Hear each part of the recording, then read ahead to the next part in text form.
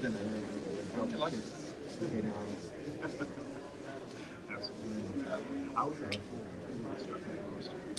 I see.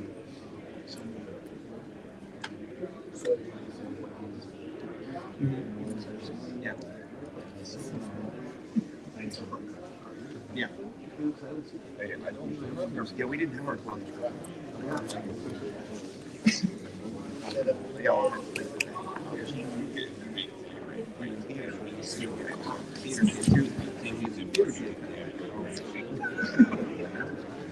So it's actually kind of finding each other. So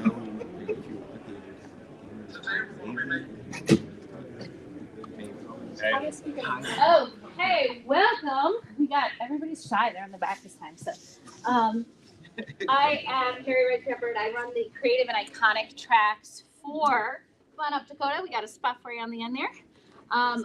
For Gary Con, we're just like pulling in. We're pulling in like the captain of the industry here. If you've not been to Gary Con before, in our panel rooms, we've been doing these for about 3 or 4 years. If you go onto Tabletop Events and look up either the word creative or the word iconic, you're going to find a whole bunch of these events listed. But today we're going to be talking about a genre that has, over the past 5 to 7 years, just taken the world by storm. And we have some of the originators of that genre with us, and one of the top publishers of that genre with us, and some really incredible contributors to that genre, as well as those who are, and I do not mean that that is not a bad, I'm meaning that for real. So this is not a bad thing. These are all, what I'm saying, these are all top people in the industry. And we also have somebody who can really share some of the insights of what he's been seeing about this. So I'm going to go down the line and have our wonderful panelists introduce themselves and tell us a little bit about what it is that you do. Hi, I'm Nikolai Ganella. I'm an author. I write with Mountain Dale Press, and I write a action adventure lit RPG called Unbound. Currently, there's 11 of them of a 12-book series. We'll finish this year. Yeah, very exciting. And I know, yeah, about 6 years it took. I write as much as I physically possibly can every single day and just have fun with it every day. He's very prolific. I'm Damon Courtney. I'm the creator and CEO of BookFunnel. So I don't actually write lit RPG. I read it, and I do write epic fantasy, and or I did before I started BookFunnel. Now I don't have time to write anything.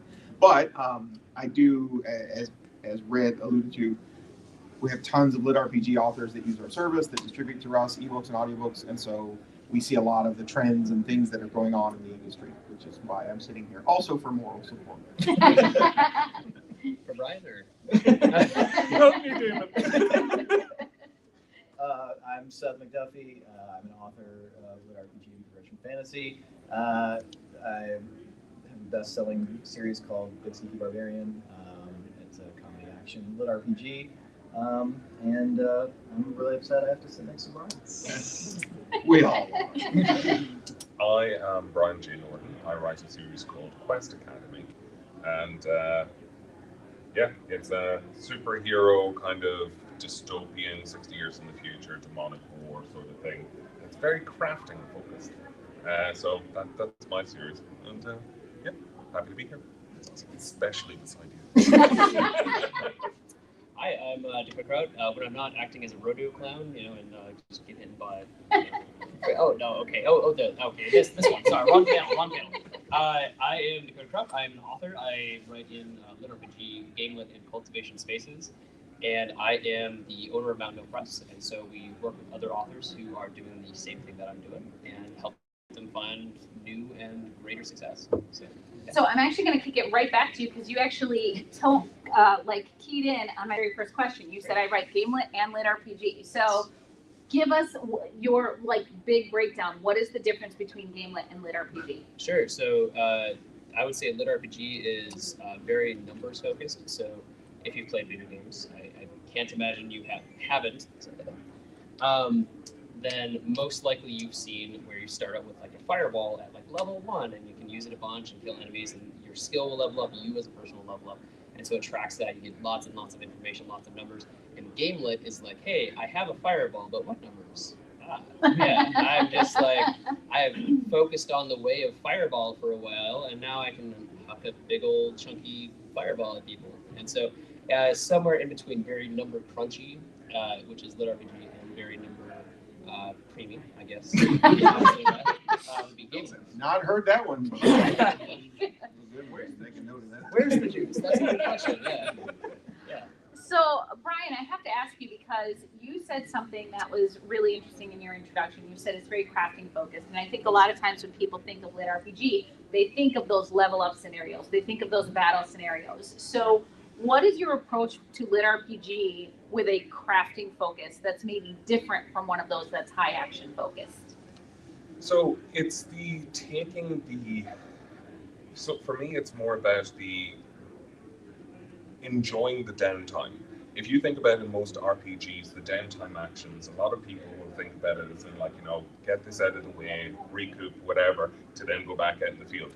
I write from a place of, I love the downtime actions. So let's what would we like to do? What is the move cool? How can we do this better? In the audience of, for a lot of the genre within lit RPG and progression fantasy, you typically see a lot of people doing almost like a play by numbers of, the progression of strong guy gets really, really strong, or not strong guy becomes really, really overpowered. I wanted to write a support-based character who isn't about personal growth in terms of his own power. It's about building up the people around him through, either equipment or through, other means and things like that. So for me, it was all about the...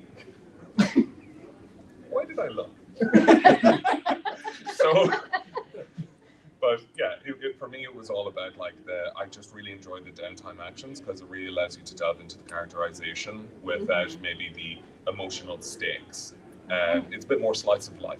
I like that. And so Would you call that cozy lit RPG? No, because there's still a demonic invasion.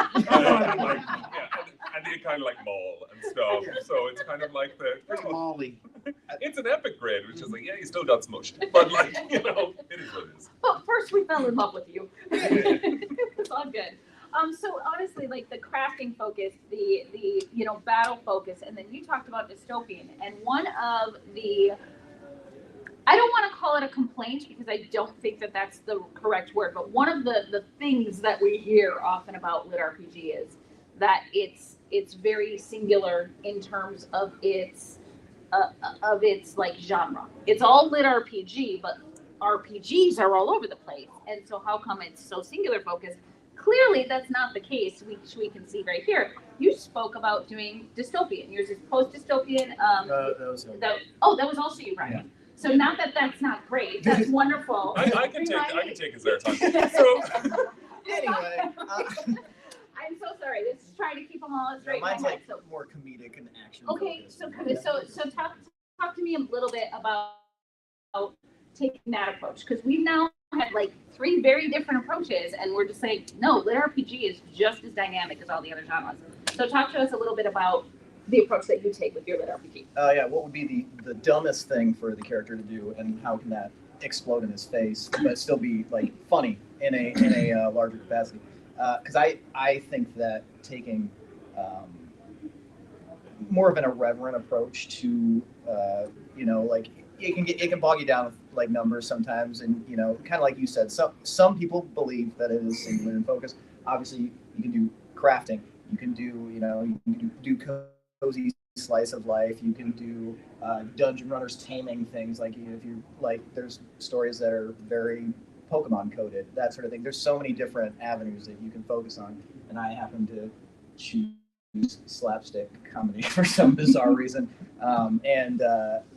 It's really just about selling the idea of what is actually humorous about the scenarios that a lot of people would take seriously. Being heavily invested in building yourself and growing and becoming stronger, and then putting somebody who has no concept of that and no interest in that world, and seeing what sort of basically what sort of outside of the box ideas they come up with that are also gonna be bad. there's Can I this. ask a follow-up question? Yeah, please. So as a writing in comedy, do you tend to be more of a plotter or a pantser? Oh, so much a pantser. Okay. I I find feel like comedy works really well with that because you, the author, don't know where the jokes are going or Yeah. where the story's going. yeah, I'm truly I'm trying to make myself laugh. Yeah. And then my wife, I'm trying to make Michaela there. I'm trying to make her laugh. So that's Yeah. basically it. I'm not trying to make Brian laugh because Brian doesn't find anything funny. It's so whimsical. Everything he does, I was like, did you write 20,000 words for a bit? And he's like, yeah. Did you get the joke? Though? He's like, But I got did you get it? It was awful. So there's this old MASH documentary, and I talk about like shows that, with the exception of a few episodes, like a lot of the writing has stood the test of time, and they have like Ellen Alda and Loretta Swit are like standing around and they're just laughing and goofy and they're like kicking and they're like, this is us working on a dramatic scene, and then they're all like this. They're like, this is us working on a comedic scene, and there's a certain like level of like, I think a lot of times the slapstick, the reason that people appreciate it is because there's an intellectual complexity to creating comedy, even if you're pantsing it. I think there's like there's a certain level of like complexity to creating humor that is different than like deep melodrama. So. And I think that's part of it too, because like specifically with Big Sneaky Barbarian, it is I knew what I wanted to write was a story about like kind of a part of my language, but kind of a piece of shit person who that's his growth as he becomes a better person over the course of the books. Like he's very unliked, he's very he's just spiky. Self-insert. No one likes him. He wears boots. But there are some heavier themes in that, in the reason that he is the way he is. So adding a lot of humor on it makes it not such a deep dive into visceral depression. Right. Absolutely. I'm going to come back to you, David, because I want to hear, Nikolai, what your like focus is in lit RPG. So like if you were to like, if somebody asks you a genre, you're like, I do lit RPG. But like if you were to really, really find your market, who is it that you're writing for? What is it that you're creating? My market is, excuse me. Excuse me. My market is exactly what I kind of grew up reading, which is epic fantasy. Mm-hmm. So it's lit RPG through the lens of epic fantasy. Okay. A lot of times. So it's a lot of heavy world building, a lot of kind of advanced kind of magic systems and exploring all of that. And it's also playing around with the tone of the world and making everything feel very epic and large in scope. And then with just heaps of action and adventure specifically. The adventure part is important to me, where it's the exploring of the world, so you can kind of learn with the characters as you kind of move around. That is a big focus, and it's kind of just part and parcel really with what epic fantasy was through all the books in the 90s that I read when I was growing up, and kind of translating that as best I can, kind of through the lens of what lit RPG kind of can do. One of the things I love that you said is you talked about action and you're like, and the adventure, really more the adventure. And because action adventure is also like its own genre, like they get so conflated together, and it's just they are so different. Like there's the exploration as opposed to like the actual engagement, and I think that's really cool that you defined those differences. But Damon, now you are like behind the scenes. You are seeing all the books. I don't write. You do write. Or read You do it. write, but Well. you just don't write the lit RPG genre. So tell us about, first of all, for those who don't know, kind of explain a little bit of what BookFunnel is so that they know where your like perspective is coming from, and then talk to us about like what kind of trends you're seeing as we've just kind of explored 4 really different, unique target genres within lit RPG. Sure. So BookFunnel is like an independent distributor. So we distribute ebooks and audiobooks outside of all the traditional source systems. We're agnostic in that we work and work with all the different devices that a reader could have. That's where I built it. That's where it started from. Even before sort of lit RPG had started to really come into its own. I think that we end up with an outsized number. And so in publishing, for those of you who don't know, it's pretty much like romance and then everything else. That's just like broadly publishing. That's how it works. Self-publishing is really no different. While we primarily work with self-published authors, we also work with large publishers, large and small. So, you know, when I first built BookFunnel, that was, I just needed what it did, and then it didn't exist. And so I'm a software engineer by trade, and so I went off and built it. But what's really interesting is that as LitRPG has come in, we have a lot more. We're seeing a lot more of those books. Of course, like it's become far more popular as a genre. Initially, you know, trend-wise, what's really interesting is what we saw was initially very male focused, right? The primary audience was 30 to 40 something year old males, usually gamers. And I mean, look around this place and you'll see that, you know, the demographics, the Venn diagram is not quite a stack of pancakes, but it's getting pretty close. And so like, what's fascinating to me is that over the last couple of years, we're seeing a lot more women reading in LitRPG. Which we appreciate. Yeah, and it's you know, the thing is that that's not really surprising. Again, if you look around, you'll find lots of women here at Gary Con. There were the gamers were always there. You know, in some ways they just didn't feel maybe like they were allowed to participate. I know that, you know, when my group and I played Dungeons and Dragons growing up in high school, it was very rare to find a woman who would come in and game with us. And when she did, some of the dudes got creepy, and so then they would leave, and that's how it would go. But yeah, in the last couple of years, we've seen a lot more as it has become more mainstream. In the same way that more men now read romance, not nearly as many as women, but that's a trend that we've seen changing as the genre has become more and more popular. So it's sort of broken out of its niche a little bit and gotten a little bit more mainstream. And as it did, it brought in an audience. It's really not uncommon for us to see readers, because we answer like 500 emails a day directly from readers. So, and they talk to us about all kinds of things. And so it's really not uncommon to see people telling us that they are not really readers. Many of them had never been readers, and now they picked up a LitRPG book, and that's the first book they've read maybe in 10 years, and went, oh my God, this is exactly what I was looking for, because they didn't know that that's what they were looking for, right? Until they read it and they go, I love this book. I love this. I want more of this. So let's talk about that, and that you said it's like it's broken out of its niche, but for a long time, you know, it was a niche. It was super very, niche. very, very super like tight focus. It was people didn't even know it existed. Do you like Dakota, stories with math? Right? You're one of the like originals in the genre, really. I mean, like you are. You're like, you know, you've got superpowers, and you literally do. They're just on the paper. But as one of the people who like targeted in and focused in on this, why LitRPG? What drew you to tell a story in this way as opposed to the much more traditional way of writing a novel?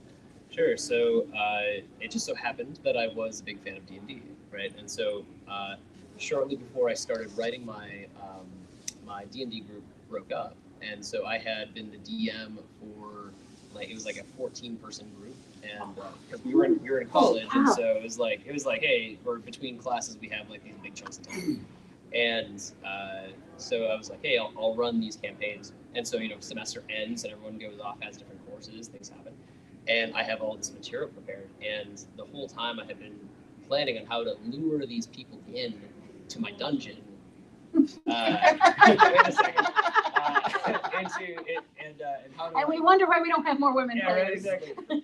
That's the quiet part of get them into my dungeon and like find creative ways to kill them off that kept them still interested in playing, right? Okay. And the that turned into my first series, which was Dungeon Born, and so I had to enunciate that. Thank you very much.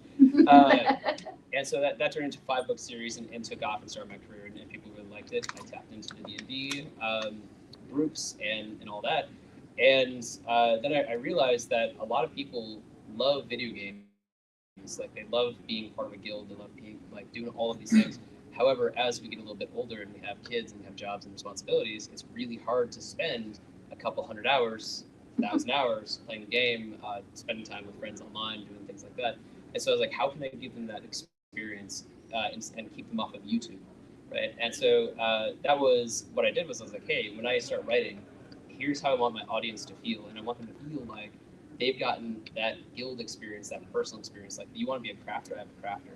You want to be a hack and slash person. I have full murder hobo. You want like a calmer, more like story-driven game. I have Damsels of Distress, and so I always have a specific game type that I'm going for to try and draw in people from that crowd. And so that is basically what drew me in and what's kept me in. Very cool. Very cool. I want to just like pass this one down. So I'd love to hear from each of you, like what drew you specifically to writing in this form? So there was a web serial that was a light novel that was released in Korea called The Legendary Moonlight Sculptor. And it came out, I think it was in 2007 and went all the way until 2011. But it was essentially, the Koreans, in my personal opinion, are about 10 years ahead of, you know, a lot of our storytelling in this. However, what happened with ourselves, with the likes of Royal Road, which was the big advent of, you know, like a lot of indie authors getting their start within the lit RPG and progression spaces, what ended up happening was that we ended up going through the cyclical nature of what was meta.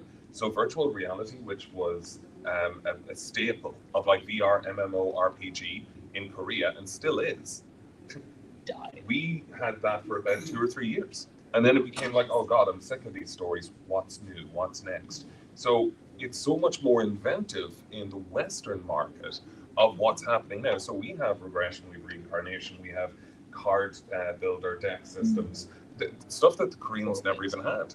Like, you know, and you're essentially watching this and seeing the meta transform and change. It was Bunny Girl Evolutions was the more recent one on Royal Road, and it was For so all of 2 seconds. for all of 2 seconds. But those 2 seconds. And it's so funny because the slower writers are in the middle of their Bunny Girl Evolution story, and the market has moved on, being like, oh God, what are you doing? That's so last month. I legitimately thought it was a prank. That they like, because like 5 or 6 of them came out the same day because they like released all at the same time, and I'm like, come back next week. But This is ridiculous. And then no, they were serious about it. It's like, this is real.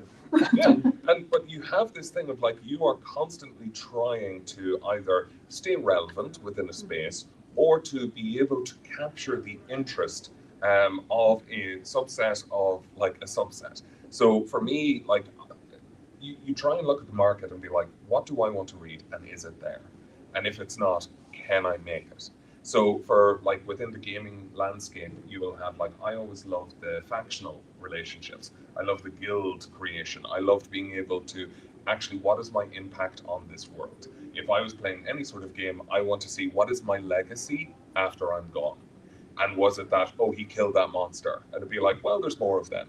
But, or did he set up this adventurers guild? Did he do this? Did he do that? Or did, like, so it's the legacy aspect has always been super important to me. And I always wanted the world to feel real and lived in, rather than just a scene that's following the main character as an individual. So you're constantly asking what's happening everywhere else and giving them those little teasers to make it a really fully immersed world. And it really lends itself to like the storytelling you see in traditional books. There's usually the 3-act structure where they'll be told to cut out all of this additional bloat. Whereas that bloat is the characterization that I'm allowed to afford myself. His whole book, yeah. My whole book is bloat. There you go first. Yeah. It's an academy story, and book 1 is month 1. I'm on book 7, wrapping up year 1 of the academy, and it's like other people are like, when are you getting to the point? I'd be like, book 21. So, but it is one of those things where you're afforded the opportunity to really sort of delve into the other things to make it feel like a living, breathing world. So I'm going to come back to you on it, Seth, because you said something that I want to toss over to you, Damon. You talked about, I want to look at the world and see, what do I want to read? And if it's not there, I need to create it. That's kind of contrary to sometimes like what we're also taught, when, especially if you're in the indie world, but really the trad world too, where it's like, if you're looking at something, they're like, no, right to the market, like this market. So what have you seen evolve when it comes to like lit RPG that made it different than like, and Romantasy is another one, by the way, that did this, where it was like this new kind of thing that like, they're like, there's this in between that's not this and not that. Like, what is different about lit RPG and how it was able to capture that space as opposed to being like oh, those are weird outlier books that never found a market. So what have you seen in terms of that? I think probably one of the most interesting aspects to me about Lit RPG is that it really is mostly a self-publishing born genre. And all the other, I mean, like I write epic fantasy. Well, that's existed since Tolkien, right? You know, science fiction, there were, you know, Orson Scott Card and Andre Norton, like all of that stuff has existed for decades. And romance, even romantasy, which granted is like newish, but it's really a mashup of two other genres. And whereas Lit RPG doesn't really even feel like a mashup of anything. And all four of these guys are all writing very different sort of niche subgenres within that's I can't think of any other genre where that's happened. In romance, you have, you know, there was sort of like, oh, I mean, Amish romance was a thing that sort of came along, which is hilarious, and it's just like, oh, you know, she touched his hand, whoo, you know, a button popped. Oh no, wait, no, they don't wear buttons. So I mean, like it's there are other, but like if you look at the number of sort of romance genres, because again, romance looms large in publishing and self-publishing as well. I mean, like the number of new romance genres created is like this, even since the self-publishing revolution, which started around 2009-ish or so. Lit RPG is evolving daily almost. Yeah. And like I said, there's like some flash in and then completely burn out. And so what's fascinating, I think a lot of that is because of its original pedigree, which is very much the whole genre. Traditional publishing would have never come up with this genre. They would have been like, you know what? People just want more math in their stories. People just want, like they really wouldn't have. Yeah. And even now, they're only just now starting to get to sniff around at it. Obviously, like Dungeon Crawler Carl became so huge that they couldn't ignore it. But I still haven't seen any other major series that I guess Will White has sold a series into traditional publishing. So like there's a few, but even now they're still like miles behind what's going on in this genre. Because, and I think maybe it might be one of those ones that's moving too fast for them to even put their finger on it, because traditional publishing does not move fast. They move in, they're doing romantasy now because it's like, oh, well, it's huge. And they're absolutely chasing They're money. late. They're Yeah, like, well, it's we late. can make money on that. Let's chase after that. Whereas the authors that I see that really are doing well and that are building up the foundation of Lit RPG, almost not a damn one of them is doing it for money. They're doing it because I want to write really hilarious books, and I like this genre. I like this progression style. It's a book that I want to read, so screw it. I should. I don't know, It's okay. but We don't have any littles in here. I know, but my wife always said, "Don't curse on panels." So screw it. Like I'm gonna go write that. Whereas that's, you know, we've been told in self-publishing for the last decade, right, to market, meaning find the market that's already there that people want, and then go, oh, I'm gonna write a book in that.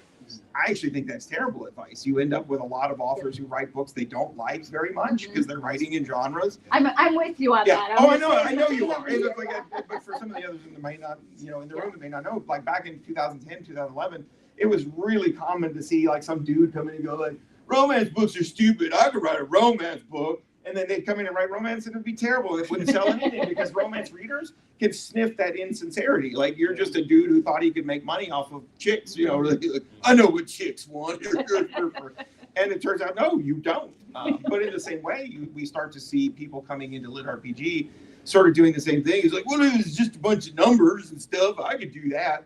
No, you can't. Yeah. Readers can smell insincerity from a mile away. They can. So what drew you to it, Seth? And to kind of like dovetail off of some of what Damon has said, not only what drew you to it, but then how have you personally experienced some of the evolution of the genre as you've been working in it? Yeah, so I think what initially drew me to it is I thought that I had a very unique premise years ago, and a friend was like, "Have you heard of Lit RPG?" I was like, "No." He's like, "You would love it because it's kind of like this," and so I started checking it out, and some of the initial things that I encountered were not my favorite, but Don't look at me when you did say that. well, I was going to say, like, actually one of the first ones that I did enjoy was The Oh, Ritualist. thank goodness. And so I was like, oh, there are things here that can actually like be good. And another one was the Good Guys series by Eric Ueland, who is an awesome person and hilarious.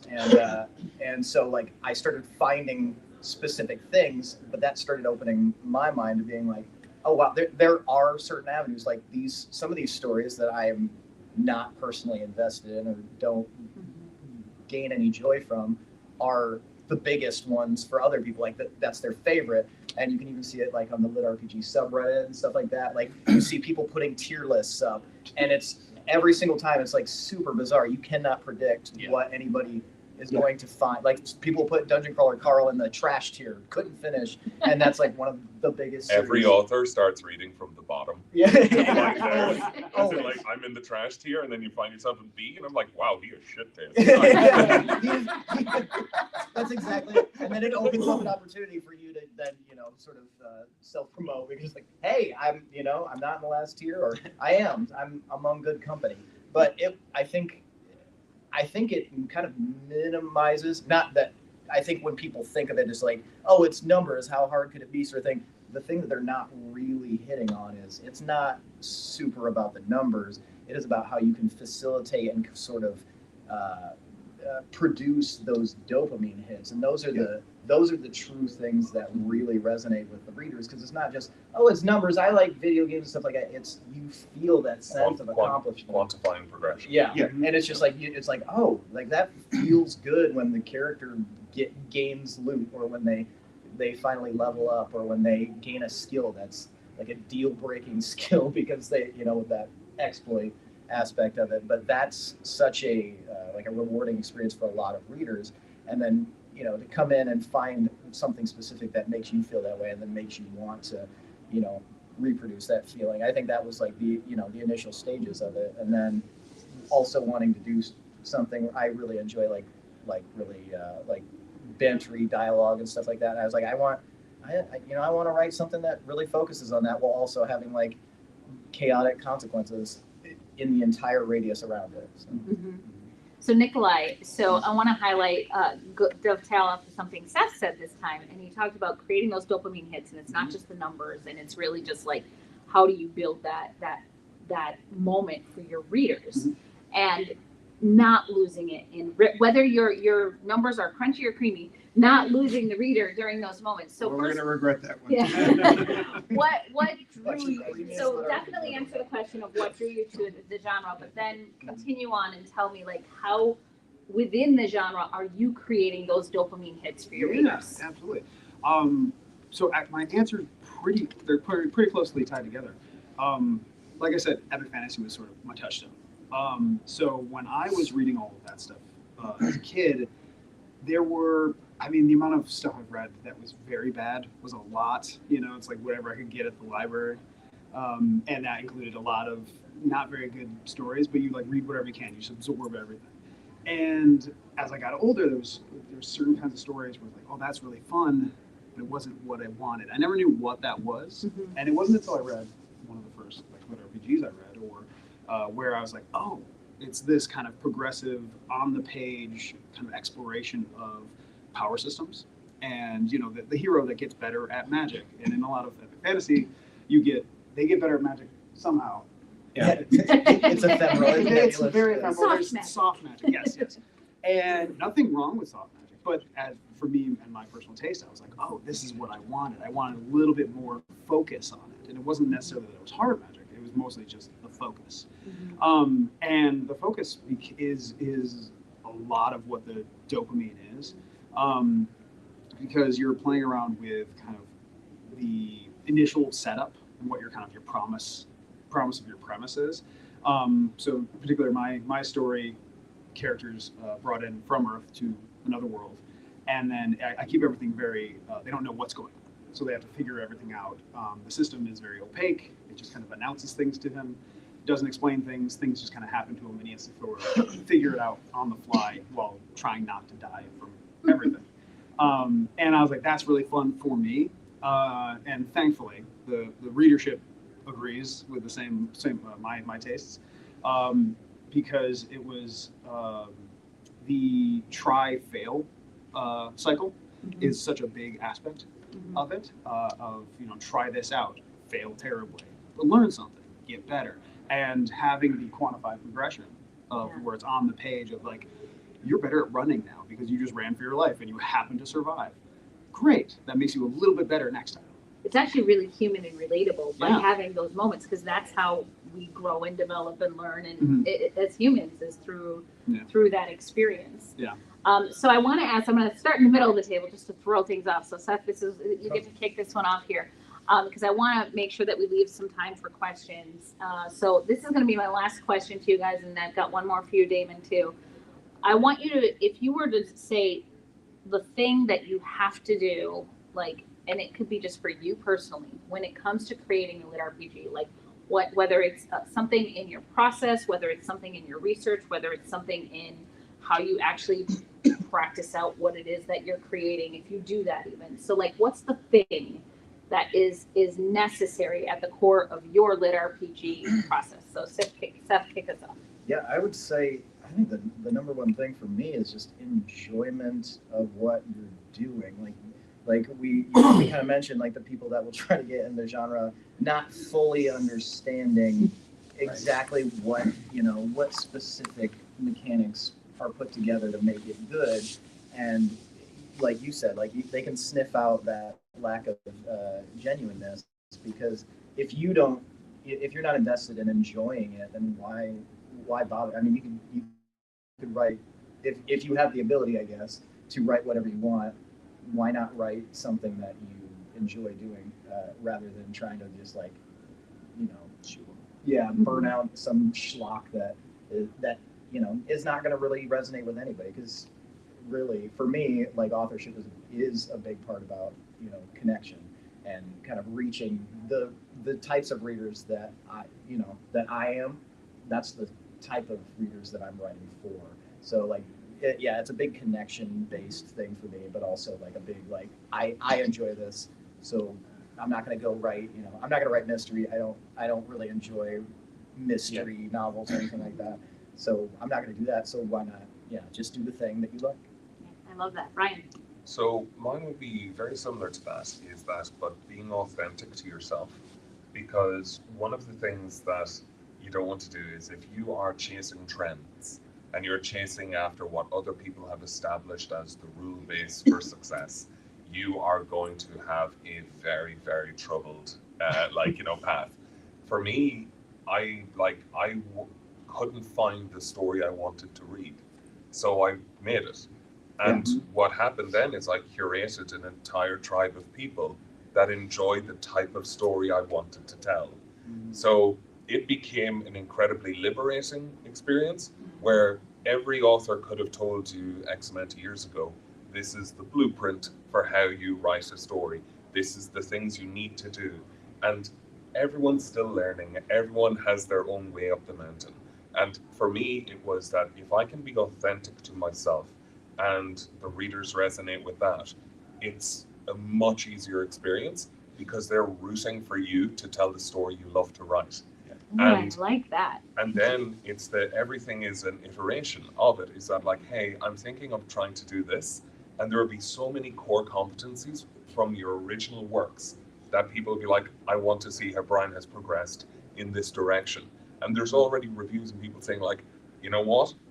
This didn't jive with me, but there's enough here that I cannot wait to try what's next. Mm-hmm. So it's trust, like building that trust. It's building that trust, and actually creating a track record.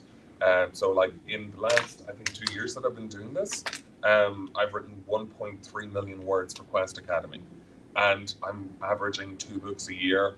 And and my readers engaged on Patreon, Discord, active communication. Just be authentic to yourself, and what builds around you will be the most rewarding thing of your life. Dakota. I'm sorry, I was entirely swept away by that Irish accent. So. I know, it's lovely, right? We're just going to have just the Brian panel. He's not getting to do anything. He's just going to sit up here and read. No, but really, what is your Don't forget that dulcet baritone. Right. What is something that needs to be in the core of your lit RPG creation process? Oh, I need jokes, right?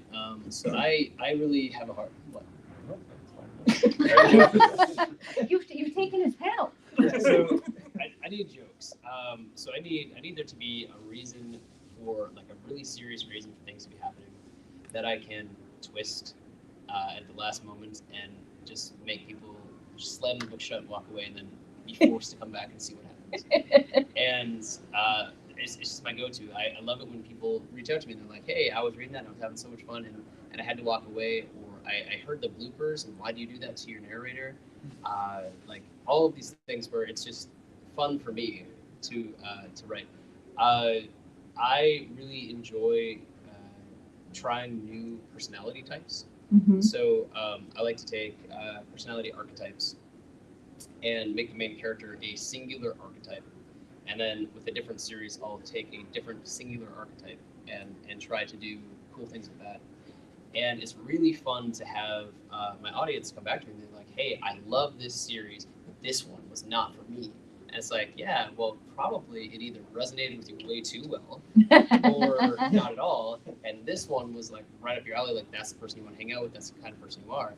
And so it's really fun to actively be writing for different audiences simultaneously Mhm. and be enticing them simultaneously and then getting crossover and kind of seeing what they like, what they don't like. And it's for me, it's all about analytics and just I love seeing how people react to stuff. And so Yeah. like I said, I'm always looking for what is the audience supposed to be feeling here. Mhm. And if I'm hitting that correctly, then I'm doing something very right. What I love about that is you talked about like your readers, certain ones feel a certain way very strongly about one of your archetypes and then a very strong opposite reaction about another. And it completely, that statement alone completely dispels the idea that there's not emotional depth in a book that has that infusion of statistics and math. I mean, it's there.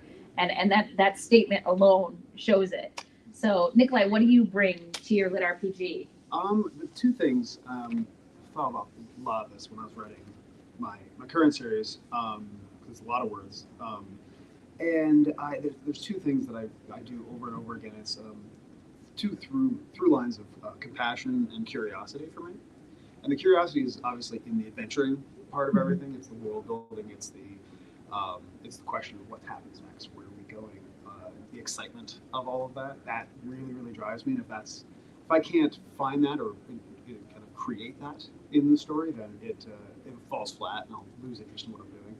And then the compassion part is always about character and the characters' relationships with one another, as well as to the world they're in, or perhaps the political elements of that world, or whatever. However that has to be. There needs to be elements of both things, because one of the biggest things is you could have the cleverest plot in the entire world, and people are going to forget it if you have bad characters. But they'll remember very good characters Mhm. forever. Even if they don't love the plot, Even if they don't love the they plot. hold on to that You character. could have a bad plot, Mhm. and they will love your character. They will, absolutely. So Damon, before I toss it out for some questions, I want to know from your perspective, where do you see this genre going next? Oh, these guys could probably tell you better than me. But so something I did want to point out that I love that all four of you said differently, which was that you're writing for you, you're writing what makes you happy, and then readers are coming along for the journey, which is great because that's not what the self-publishing market has really been for the last 10 years. It's really been more like, no, find what people are buying and then go write that. Except that you end up writing something that you're not actually that invested in and you don't really give a shit about because you care about money. You're not supposed to curse on camera. Damn it! Damn it! So like, it's fascinating to me to see how everything is changing and yet the core components of it stay the same. So like, the core components of lit RPG are that progression. However that is, whether that's in crafting or whether that's in combat, I don't think that it really matters to most of the readers so much as that's the part that they really enjoy. One interesting aspect that I've found as I've started reading more of the genre is it's not just the crafting, it's not just the numbers, it's so in my gaming group, you have the people who really love crunchy numbers and they want combat to be really specific. Like I move 3 squares, they're like so more like wargaming. And then you have others that like when my kids play, watching them play D&D is frustrating because they don't give a shit about any of that stuff. It's, damn it, I did it again. They don't care about any of that stuff. They play more theater of the mind, right? They want all the role-playing aspects. The dice are immaterial. Like and sometimes they barely even touch them, right? I find that that readers who really tend to love lit RPG, they like not only the progression, they like knowing what the rules are and knowing that you, the author, cannot also violate the rules because we're all operating under the same set of parameters, right? I could not give you a prediction about where the genre is going. It's Creamy, I think. creamy. Yes. I really do. Yeah. It actually is. But what's interesting is, so there are two things. So like to loop back to the beginning. So you said, this is really the first truly unique new genre that has come. And then when we were talking about the self-publishing world and where that has come in the indie publishing, lit RPG has slowed us down a little again. And I think in a good way. I mean, don't get me wrong, like everybody up here, we're talking prolific authors, but in the self-publishing world, it's often a book a month, literally. And to say that, no, do what you love and take your time doing the thing and get out, a book or two a year, and like, but it's going to be good and people are going to connect and you're really going to make that leap. And so we could talk about like the actual details of writing lit RPG probably in like a whole day long workshop. Maybe we can't get into that here, but I hope that this at least dispels some of like maybe some of the myths that you had in your head about what lit RPG is on the page, because these are just like incredibly human stories that are being told. And we have time for a couple of questions. Go ahead. I have a question about a lot of the books I read, and I watch some of the anime too that's similar, and I always think I want to play that game, and I just wonder how much thought do you guys have actual rule systems or a rule system for each individual line, or do you just kind of make up it as you need it? Go on, get it. This is the most Dakota question of all time. I have a very, very thorough system. So I was a programmer before I did what I do now. And that turned into me setting up rule-based systems that actually work really, really well for the genre, because one of the big selling points of the genre is that it is an impartial system and everyone has their fair chance, right? If you do something the same way as someone else, you should be getting the same skills, you should be getting the same outcomes. Everyone has that same starting point, and you can go with personal effort and get anything you want. And so if you have a set of rules that is like, well, actually, I'm the son of the king. I'm just a strange son orphan, and I found a sword in a cave that only unlocked because I sneezed on it. It's like no, that's not something that is going to resonate with everyone, because it is no longer a thing that is achievable by Joe everyone, right? And so what I do is I set up systems that can translate very easily to TTRPGs and video games and stuff like that, because I know how to build those things. And so I have, like, for my next series coming out in July, for instance, I have a 10-tab spreadsheet that has and a 75-page lore document that just explains each of the assets in each of the individual cells. And so, because for that one, I plan to have that be as my next main series, last me the next 10 years. And so I don't want to go into it half-assed, because I plan on that being my next decade of writing. And so I've spent 3 years building that, so that when I hit the ground running, it is exactly what it's supposed to be. I love that. We probably have time for one more question. Go ahead. Oh, just kind of like to build on that, like, do you find it difficult to balance this rules-based system with, like, your character trying to actually becoming a chosen one a little bit? So, or like you my kind of like straying away from the Joe Everyman? They're not supposed to be the chosen. Yeah. No, most often in our genre, the main character is the cast-off, the castaway, someone who has to struggle harder than other people. Because we're all coming from a background of like, yeah, it kind of sucked getting there, but now that we're here, it's cool, right? Mm-hmm. And so that, like, we're bringing our own personal experience, and I don't think anyone coming in is like Bill Gates' son writing lit RPG. Yeah. But if you think about the world building aspect in most of these stories, that all of it is being conjured up, and if you do your job sort of right in that aspect of that, you've built out these organizations, all these different things, these systems of how the world is supposed to work, rather than the pulling it out of your ass. Like, hey, you're just like, oh yeah, I found an exploit that no one has found in 1,000 years. It's like, okay, buddy. Void powers. Sorry. But it's one of those things that if you do it right, it really lends itself into a gaming environment. So yeah.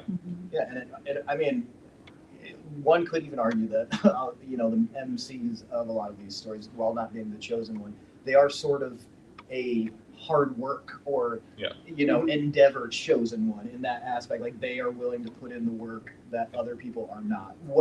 In whatever skill set that is, it doesn't have to be like I'm gonna grind super hard to build to level up. Some of it's like I'm going to craft so good that everyone's going to die. Like yeah, exactly. But whatever your skill is, you become the master of that craft in the story, and that sort of lends to that. It still allows you to sort of embody that everyman a little bit. And the best way to learn about the genre is to read the genre. So starting down here with Nikolai, where can everybody find you in your books? You can find me on Amazon, on mountaindalepress.com, and Audible. That's basically it. All the things.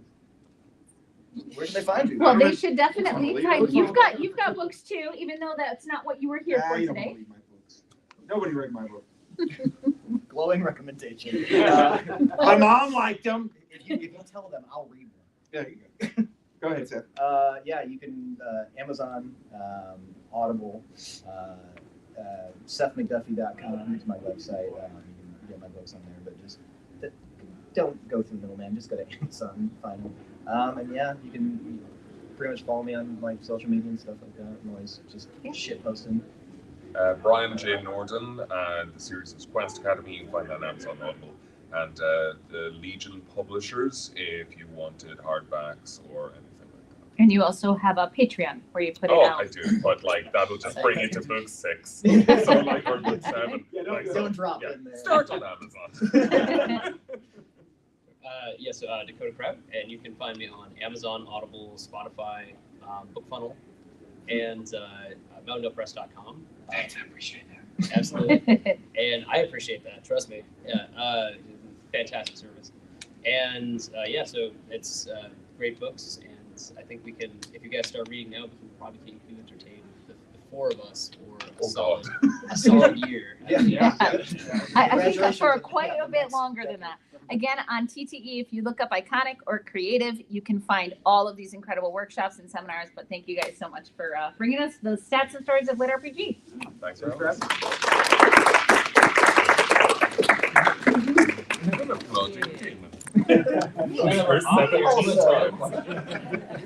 So mad. All right.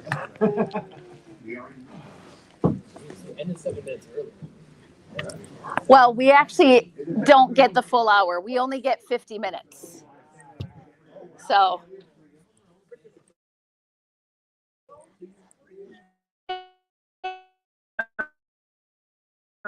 We get 50. And I loved having you on here. I look forward to. I have found that lit RPGs. I'm not a fantasy girl. I'm a sci-fi girl. That's why I like my sci-fi. I write sci-fi. I try to write fantasy. It's sci-fi.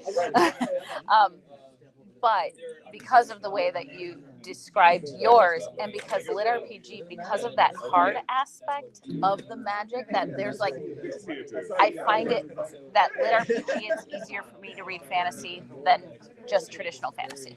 Yes. So I'll have to check some of your work out. So yeah.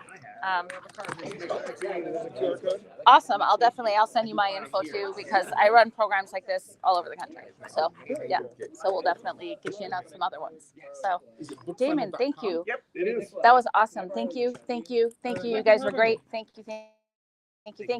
You guys were awesome. Yeah. Also, another place people can find me is on the back of their. There you go. Yeah. Oh, that's right. I saw that you were a sponsor this year. That's so cool. But no, I really appreciate that. Ryan, I had somebody back out of my create your I have to look. That's what I'm pulling out. Somebody backed out of my Build Your Creative Brand, and you talked about during a meeting and specifically about Brian, like show up, curating your market. And I would love to add your voice to that one if you're available. Sure. This is my schedule. Hold on a second. Let me see if I have that one on. I've got your email from when I sent you the Yes. initial invite. So So let me usually look it up. I just have a live stream that I have to do for like 2 or 3 hours. Yeah. Tomorrow between I think 3:30 and 5:30. I'll look at it. 6:30. So that's I'll take a look at it tonight and I will email you the Perfect. time of that one, but I would Is love it to. tomorrow, Saturday? It's either tomorrow or Saturday, I don't know. I'm keeping like If I 60 can, I'd clear in my absolutely head. love to. So yeah, because I think you would bring, you have a different way that you built your market. And so it would be really interesting to like have your insights on that. And especially since somebody dropped, we could use some more voices. Amazing. So, Thank you so much. you bet. Thanks for running the. Oh, thank Yeah, you. absolutely. Thank you guys so Fantastic much. question. Thank you so much. Thank you.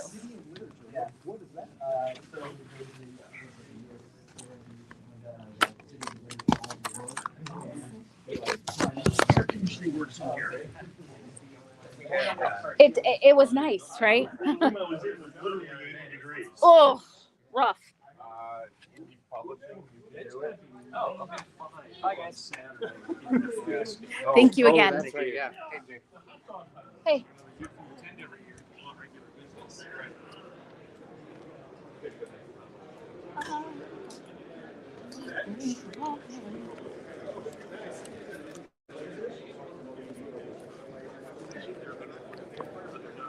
Hello. Where are you off to? bathroom and then back down for the game. Okay. Oh, that's right. Your game is tonight. And they didn't. Oh.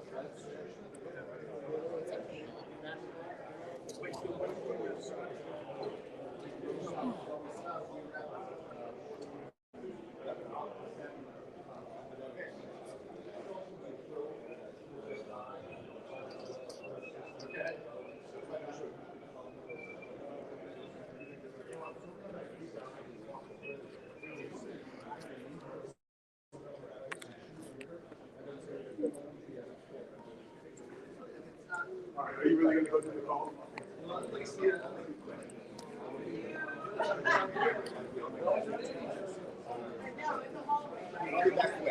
You guys.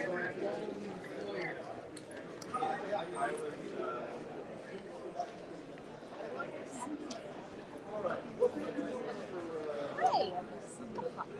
You offer me a handshake? We are not handshake people. Terry, do you know Josh? I don't think so. This is Josh. I don't think so. I was like, Jerry, nice to yes, meet you. nice to meet you too. A dear friend of mine. Okay. Where do you guys know each other from? From everywhere. From everywhere. That's a place. Hello. Hello. How are you doing? Hello. I'm good. How are you? Right. I've been here since like the whole time. Okay. It's like a jumping too. Yeah, I've been tucked away in panel rooms and workshop rooms, so that's like the reason I why. didn't even I had a girl work in my booth for me today, so yeah. So when did you get in? Yesterday night. Yeah, how was travel? It's at midnight it was dead. Yeah. So yeah, I had to stop at that point. So I did not do the after parties and stuff because I was just I gone. didn't even try yesterday. Yes. I was like, you know what? I'm gonna not go into GaryCon exhausted. I called it an early. Yeah, and night the first yesterday. night, if you get exhausted, it's bad. Yeah, So- and you're screwed for the whole rest of the Yes, weekend. exactly. Right? I wanna but really yeah, it's good have seeing fun. you. Yeah, good to So, see you around. Where are the others? oh, life is new. You know this. But it's good. You and I are gonna. We're still gonna do like lunch together, right? Yes, Like next week. Maybe next week. Yeah. Okay. Especially. I know you're busy as fuck. You can't engage. You want to sit down? Yeah, you're welcome to join me. I'm meeting Jenna down here for a drink. We're just literally zero agenda. We're just having a drink together, and I have to recombobulate because I'm like a mess right now. Okay, no worries. Okay, I know you in all forms. So But yes, you do. We can grab these, right? grab what you can. So. Here, we'll do this, and then Jenna can sit here. We'll go like this way, right? And then we have that bench too for Jenna. Oh. Speak to me. Oh. Speak to me. Oh, easy. I'm easy, just like, easy, easy. oh, it's not about this. I just got to get all the things away. My stand broke today, and I love it. I've had this same stand for years, but it's also been abused because I've had it for years and I've thrown it in the bag. And so, like now, I've been leaning this up against things in order to record. All right. Okay. So, Yes. first of all, you tell me. I'm doing excellent. I'm Yeah? just having a great time. You know, we did our usual convocation. Jim! You can sit. Jenna's gonna come join us. Come on in. Come on in. Yeah, Jenna's joining us too. We grabbed. There won't be spots soon. Yeah, I gotta keep moving. I Okay. just saw you over here. I've seen you. You have. Just trying to catch everybody. You're like, I only have 50. I literally have We like 4 only more have hours. to go. I'm here till midnight. Are you Yeah, We didn't even think we were gonna get to see him this year. This I is know. bonus No, time. I'm not even myself. Yes, you're up. I'm a friend of Esperanza's. I love that. I will be. I might be at Dungeon Con. I don't know if it's one of that. That's a Giving Games one. I might be at that one, but I will be at Game Hall. Okay, that's a long way out. Yeah, Game Hall's the only one I'm doing for sure. Okay, well, you know I'm there. That's my hometown. Yeah, man. I will be there. What's your name? All right. Yeah. No, this one. I wasn't even coming to this. I was going to that Saturday night drink, and then things just worked out that I could be here today. Yeah. And so. Let's plan something for Game Hall because otherwise I just get consumed with chaos. That's why I always tell people, I'm like, we're actually supposed to meet. Plan It's something. on the calendar because if I don't have it, and even if that cancels, it usually fits. Yeah, exactly. Because like otherwise, like I swear, Jeff will just throw me into everything. So please. And I don't know if Tip is doing Dragon Con again. I don't know if we'll do that. Oh, Dragonfly? Neither do I. Neither do I. She is, I told her she should not. I am sort of in your boat today. It's a if for me at this point. There was a lot of I work don't done all like year. what happened. No. I do not like the way that thing was handled. And by the way, like all of this was like, I'm like, girl, and I'm like, this is why you're getting all the gigs now instead of because you're not making them big. Yeah. Because I looked down the hallway today. I kept looking down that hallway when I was over there, and I was like, "Where's Tiffany?" Yeah, it's not. I think she's doing it again. I think maybe as other stuff. We've stopped spots, so it's a good thing. I'm going to Chicago this weekend for a live concert. Ooh, fun! Yeah. Super cool. I was like, there are spots. Let's sit here. Yeah, there are never spots. Yes. Get cozy. Sorry, it's so funny. I didn't even ask. I ran into Dimitri. I'm like, I'm meeting Jenna, and I just assumed that everybody knows Jenna and everybody knows Dimitri. So I presume you guys actually do know. Yeah, I was like, who doesn't know Dimitri and Jenna? Everybody knows them. So how was your film day? I thought it was okay. What did you get the baby girls up with? These like just little bookmarks with cat charms on them. Nice. All Fun. Simple. All right. And it's just Oh, that is now. Yeah. Like this all smells like.